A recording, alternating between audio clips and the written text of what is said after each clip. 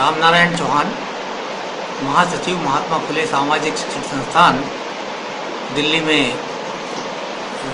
इस संस्था का रजिस्ट्रेशन जुलाई 2011 में हुआ और तब से इस संस्था का काम चल रहा है। इस संस्था के निर्माण का लक्ष्य ये है कि भारतवर्ष में शिक्षा का जो चल रहा है अभी व्यवस्था, इस व्यवस्था में गरीब बच्चों को पढ़ने की ठीक से व्यवस्था नहीं हो पा रही है। जिनके पास पैसा है उनको ही केवल शिक्षा का अवसर मिल पाता है। इसको ध्यान में रखकर महात्मा फुले का चिंतन हुआ कि भारतवर्ष में 1827 में महात्मा ज्योतिराव फुले ने जन्म लेकर शिक्षा की अलग जगाई।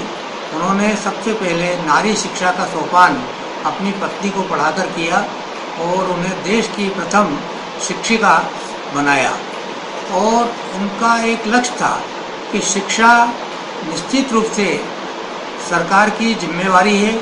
सरकार मुफ्त में शिक्षा सभी भारत के बच्चों को दे और शिक्षा के लिए कोई मूल्य निर्धारित न हो। इसको ध्यान में रखकर हमने इस संस्था का निर्माण किया है। एक छोटा सा प्रयास किया है कि हम लोग हिंदुस्तान के किसी भी राज्य में 500 एकड़ ज़मीन समाज के सहयोग से क्रय करेंगे। उसमें एक ऐसा गुरुकुल स्थापित करेंगे जिसमें 500 एकड़ भूमि में 1 लाख विद्यार्थी मुफ्त में कक्षा 6 से शिक्षा प्राप्त कर ले। और इसमें 4 प्रोजेक्ट हमने प्रस्तावित किए हैं।